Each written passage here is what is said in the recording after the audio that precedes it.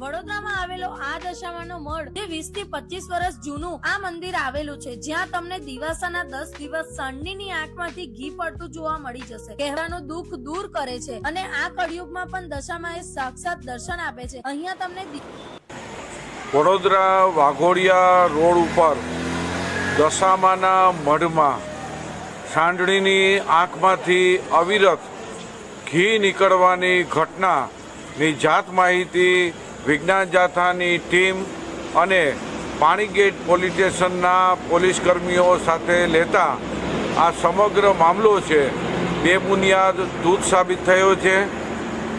ભોય અને તેનો પુત્ર બંને અને પરિવારનો ષડયંત્ર બહાર આવ્યું છે.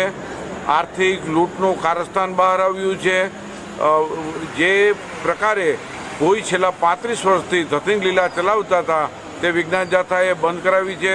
તેમને કબૂલાતનામું અને માફીપત્ર પણ માગી લીધું છે અને લોકોની માફી માગી અને ષડયંત્રથી આ ઘી નીકળવાની ઘટના છે તેની કબૂલાત આપી છે.